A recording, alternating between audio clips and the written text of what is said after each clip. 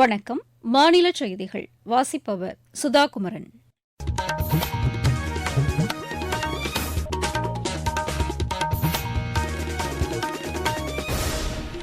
தலைப்புச் செய்திகள். விவசாயத்திற்கு தேவையான மின்னணு தகவல் கட்டமைப்பை நிறுவ 2817 கோடி ரூபாய் அனுமதிக்கப்பட்டிருப்பதாக மத்திய அமைச்சர் திரு சிவராஜ் சிங் சௌஹான் தெரிவித்துள்ளார். திருவண்ணாமலை மாவட்டத்தில் பெஞ்சல் புயல் மற்றும் கனமழையால் பாதிக்கப்பட்ட பகுதிகளை மத்திய குழுவினர் இன்று ஆய்வு செய்தனர். மாநிலத்தில் நடப்பு ஆண்டில் 1000 தடுப்பு அணைகள் கட்டுவதற்கு நடவடிக்கை எடுக்கப்பட்டுள்ளதாக மாநில நீர்வளத்துறை அமைச்சர் திரு துரைமுருகன் தெரிவித்துள்ளார். தமிழக சட்டப்பேரவைக் கூட்டத்தொடர் இன்று தேதி குறிப்பிடப்படாமல் ஒத்திவைக்கப்பட்டது. வங்கக்கடலில் வலுப்பெற்றுள்ள ஆழ்ந்த காற்றழுத்த தாழ்வு பகுதி காரணமாக தமிழகத்தில் 4 நாட்களுக்கு மழை பெய்யக்கூடும் என்று வானிலை ஆய்வு மையம் தெரிவித்துள்ளது. இனி விரிவான செய்திகள். பயிர் சாகுபடி, தட்பவெப்பநிலை மற்றும் நீர் ஆதாரங்கள் குறித்த மின்னணு தகவல் திரட்டை மின்னணு வேளாண் இயக்க கட்டமைப்பில் கொண்டு வருவதற்கு 2817 கோடி ரூபாயை மத்திய அரசு அனுமதித்திருப்பதாக மத்திய வேளாண் அமைச்சர் திரு சிவராஜ் சிங் சௌஹான் தெரிவித்துள்ளார். மக்களவையில் எழுத்துப்பூர்வமாக அவர் அளித்த பதிலில் அனைத்து மாநிலங்களுடன் இணைந்து மின்னணு பொது தகவல் கட்டமைப்பை உருவாக்குவதற்கான நடவடிக்கைகள் எடுக்கப்பட்டுள்ளதாக தெரிவித்தார். பிரதமர் திரு நரேந்திர மோடி தலைமையிலான அரசு 3வது முறையாக பொறுப்பேற்ற பின் முதல் 100 நாட்களில் விவசாயிகள் நலனுக்கான பல திட்டங்களை கொண்டு வந்துள்ளதாக கூறினார். கிராமப்புற வேளாண் உற்பத்தியை ஊக்குவிக்கும் வகையில் ஊரகப் பகுதிகளில் ஸ்டார்ட் அப் நிறுவனங்கள் தொடங்கப்பட்டதாகவும் அவர் குறிப்பிட்டார். வேளாண் துறையை பங்கு வர்த்தக கட்டமைப்பில் பதிவு செய்து அக்ரி ஷியோர் என்ற வேளாண் நிதியம் உருவாக்கப்பட்டுள்ளதாகவும் அவர் கூறினார். பருவநிலை மாற்றங்களை தாங்கி வளரும் பயிர்கள் 310 மாவட்டங்களில் அறிமுகம் செய்யப்பட்டுள்ளதாக மத்திய வேளாண் அமைச்சகம் தெரிவித்துள்ளது. மக்களவையில் இது தொடர்பாக தாக்கல் செய்யப்பட்ட அறிக்கையில் நாடெங்கிலும் உள்ள 28 மாநிலங்கள் மற்றும் யூனியன் பிரதேசங்களில் 448 இடங்கள் தெரிவு செய்யப்பட்டு பருவநிலை மாற்றத்தை எதிர்கொள்வதற்கான புதிய தொழில்நுட்ப கட்டமைப்புகள் உருவாக்கப்பட்டு வருவதாக தெரிவிக்கப்பட்டுள்ளது. திருவண்ணாமலை மாவட்டத்தில் பெஞ்சல் புயல் மற்றும் கனமழையால் பாதிக்கப்பட்ட பகுதிகளை மத்திய குழுவினர் இன்று பார்வையிட்டனர். மத்திய அரசின் உயரதிகாரிகள் திரு சரவணன், திரு தனபாலன் குமரன், திரு KM பாலாஜி ஆகியோர் கொண்ட குழுவினர் பாதிக்கப்பட்ட பகுதிகளை ஆய்வு செய்ததாக எமது செய்தியாளர் தெரிவிக்கிறார். திருவண்ணாமலை மாவட்டத்தில் பெஞ்சால் புயல் மழை காரணமாக சேதமடைந்த பகுதிகளை மத்திய குழுவினர் நேரில் இன்று பார்வையிட்டு ஆய்வு செய்தனர். திருவண்ணாமலை அண்ணாமலையார் கோயிலில் மண் சரிவு ஏற்பட்டு 7 பேர் உயிரிழந்த இடத்தை பார்வையிட்டனர். மத்திய குழுவினர் திருவண்ணாமலை மாவட்டம் சின்னக்காங்கையனூர் ஊராட்சிக்கு உட்பட்ட சம்பந்தனூர் கிராமத்தில் நெடுஞ்சாலைத்துறை கட்டுப்பாட்டில் உள்ள சாலை கனமழையால் சேதமடைந்துள்ளதை பார்வையிட்டனர். அதைத் தொடர்ந்து அப்பகுதியில் பயிரிடப்பட்டு வந்த நெல் பயிர்கள், தோட்டக்கலை பயிர்களான மரவள்ளிக்கிழங்கு மற்றும் சம்பங்கிப்பூ, கரும்பு ஆகிய விளைநிலங்களில் சேதமடைந்ததையும் பார்வையிட்டு ஆய்வு மேற்கொண்டனர். கனமழையால் மாவட்டத்தில் ஏற்பட்ட உயிரிழப்பு மற்றும் வீடுகள் சேதமடைந்த பகுதிகளையும் கால்நடை உயிரிழப்புகள் குறித்து விவரங்களையும் கேட்டறிந்தனர். பின்னர் கீழ்பண்ணாத்து வட்டம் கோணலூர் ஊராட்சியில் பெஞ்சால் புயல் காரணமாக சேதமடைந்த வேளாண்மைத்துறை மற்றும் தோட்டக்கலைத்துறை பயிர்களை மத்திய குழுவினர் பார்வையிட்டு ஆய்வு செய்தனர். திருவண்ணாமலை என் ரவிச்சந்திரன்.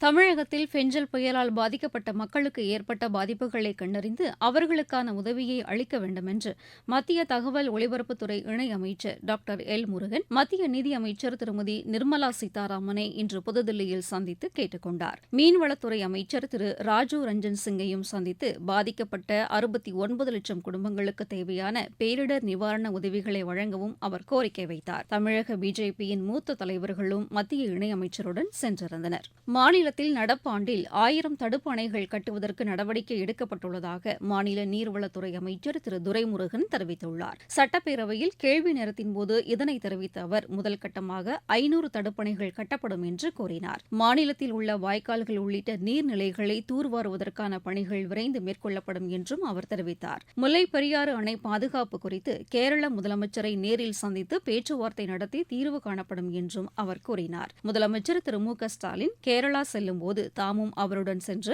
இப்பிரச்சினை குறித்து கேரள முதலமைச்சர் திரு பினராயி விஜயனுடன் பேச உள்ளதாகவும் திரு துரைமுருகன் தெரிவித்தார். GST வரி பகிர்வில் தமிழகத்திற்கு கூடுதல் நிதி வழங்க வேண்டும் என்று மாநில நிதியமைச்சர் திரு தங்கம் தென்னரசு மத்திய அரசை கேட்டுக் கொண்டுள்ளார். பேரவையில் இன்று தாக்கல் செய்யப்பட்ட துணை மானிய கோரிக்கைகள் மீது நடைபெற்ற விவாதத்திற்கு பதிலளித்து பேசிய அவர் நிதி மேலாண்மையில் மாநில அரசு தீவிர கவனம் செலுத்தி வருவதாக கூறினார். கடன் சுமையை குறைத்து நிதி மேலாண்மையை மாநில அரசு சிறப்பாக கடைபிடிக்கும் என்றும் திரு தங்கம் தென்னரசு தெரிவித்தார். அமைச்சரின் பதிலுரைக்கு பின் துணை மானிய கோரிக்கை நிறைவேற்றப்பட்டது. அவர் கொண்டு வந்த நிதி ஒதுக்க சட்ட முன்வடிவும் நிறைவேறியது. தமிழ் தாத்தா உவே சாமிநாத ஐயர் பிறந்தநாள் தமிழ் இலக்கிய மறுமலர்ச்சி நாளாக கொண்டாடப்படும் என்று முதலமைச்சர் திரு மு க ஸ்டாலின் அறிவித்துள்ளார். சட்டப்பேரவையில் இன்று அஇஅதிமுக உறுப்பினர் திரு கே பி முனுசாமி எழுப்பிய கேள்விக்கு பதிலளித்த முதலமைச்சர் இந்த அறிவிப்பை வெளியிட்டார். தமிழக சட்டப்பேரவையின் 2 நாள் கூட்டம் இன்று மீண்டும் கூடும் நாள் குறிப்பிடப்படாமல் ஒத்திவைக்கப்பட்டது. இதற்கான அறிவிப்பை பேரவைத் தலைவர் திரு அப்பாவு வெளியிட்டார். பேரவையில் இன்று உள்ளாட்சி அமைப்புகளுக்கு கேளிக்கை வரி விதிப்பது தொடர்பாக அனுமதி வழங்குவது குறித்த சட்ட திருத்த மசோதா உள்ளிட்ட 19 மசோதாக்கள் ஆய்வுக்கு எடுத்துக் கொள்ளப்பட்டு சட்டமாக நிறைவேற்றப்பட்டன. நீங்கள் கேட்டுக் கொண்டிருப்பது மாநில செய்தி அறிக்கை.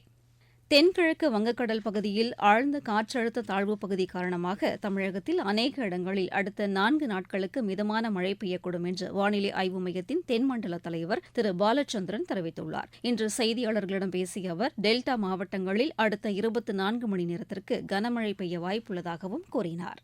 நேற்று தென்கிழக்கு வங்கக்கடல் பகுதியில் நிலவி வந்த காற்றழுத்த தாழ்வு பகுதி வலுப்பெற்று இன்று ஆழ்ந்த காற்றழுத்த தாழ்வு பகுதியாக தென்மேற்கு வங்கக்கடல் மற்றும் அதனை ஒட்டியுள்ள தென்கிழக்கு வங்கக்கடல் பகுதியில் நிலவுகிறது.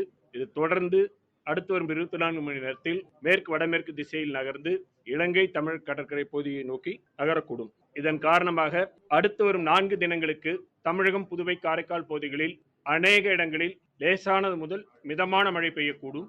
கனமழை பொறுத்தவரையில் அடுத்து வரும் 24 மணி நேரத்திற்கு கடலூர், மயிலாடுதுறை, காரைக்கால், நாகப்பட்டினம், திருவாரூர், தஞ்சாவூர் ஆகிய மாவட்டங்களில் ஓரிரு இடங்களில் கனமழைக்கான வாய்ப்பு இருக்கிறது.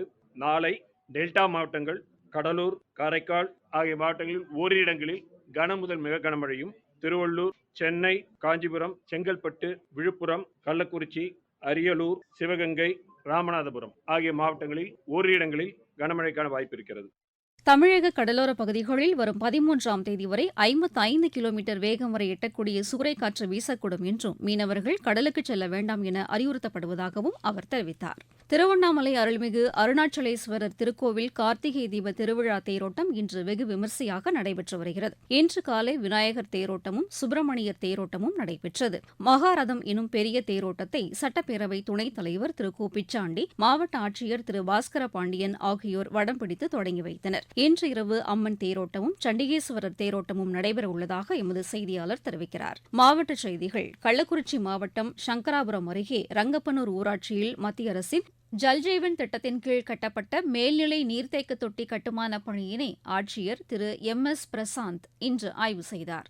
தேனி மாவட்டத்தில் வைகை ஆற்றில் கழிவுநீர் கலக்கும் இடங்களை ஆட்சியர் திருமதி ஷஜீவனா நேரில் ஆய்வு செய்து தண்ணீர் மாசு அடையாமல் பாதுகாக்க மாற்று ஏற்பாடுகளை செய்யுமாறு அலுவலர்களுக்கு உத்தரவிட்டார். பெரம்பலூர் மாவட்ட வேலைவாய்ப்பு அலுவலகத்தில் வரும் வெள்ளிக்கிழமை தனியார் துறை வேலைவாய்ப்பு முகாம் நடைபெறவுள்ளது. விருதுநகர் மாவட்டத்தில் உள்ள சதுரகிரி கோவிலுக்கு பக்தர்கள் செல்ல வரும் 13ஆம் தேதி முதல் 16ஆம் தேதி வரை மாவட்ட நிர்வாகமும் வனத்துறையும் அனுமதி அளித்துள்ளது. சிவகங்கை மாவட்டத்தில் வேளாண் பொறியியல் துறை மூலம் விவசாயிகளுக்கு மானியத்துடன் பவர் டில்லர், களை எடுக்கும் கருவி வழங்கப்பட்டு வருவதாக ஆட்சியர் திருமதி ஆஷா அஜித் தெரிவித்துள்ளார். தேனி மாவட்டம் உத்தமபாளையம் வட்டம் கோகிலாபுரம் கிராமத்தில் மாவட்ட ஆட்சியர் தலைமையில் நாளை மக்கள் தொடர்பு திட்ட முகாம் நடைபெறவுள்ளது. மூதறிஞர் ராஜாஜியின் 146வது பிறந்த நாளையொட்டி கிருஷ்ணகிரி மாவட்டம் ஒசூர் அருகே தொரப்பள்ளி கிராமத்தில் உள்ள அவரது நினைவு இல்லத்தில் உள்ள உருவச்சிலைக்கு ஆட்சியர் திருமதி சரையு மாலை அணிவித்து மரியாதை செலுத்தினார். ராஜாஜியின் கல்வி, அரசியல், சேவை பணிகள் குறித்து அமைக்கப்பட்டுள்ள புகைப்படங்களையும் அவர் பார்வையிட்டார்.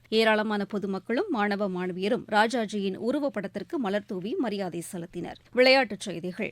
ஒடிசா மாஸ்டர்ஸ் பேட்மிண்டன் போட்டியில் இன்று நடைபெற்ற ஆடவர் ஒற்றையர் பிரிவு முதல் தகுதிச் சுற்றுப் போட்டியில் இந்தியாவின் மானவ் சௌத்ரி ஐக்கிய அரபு எமிரேட்ஸின் முகமது முனாவரை வென்று அடுத்த சுற்றுக்கு முன்னேறினார். இந்தியாவின் அபினவ் தாக்கூர், பிரணாய் ஷெட்டிகர், கோவிந்த் கிருஷ்ணா ஆகியோரும் அடுத்த சுற்றுக்கு முன்னேறியுள்ளனர். புரோ கபடி லீக் போட்டியில் இன்று நடைபெறும் ஆட்டங்களில் குஜராத் ஜெய்ப்பூரையும் பெங்கால் பெங்களூரு அணியையும் எதிர்கொள்கின்றன. மீண்டும் தலைப்புச் செய்திகள்.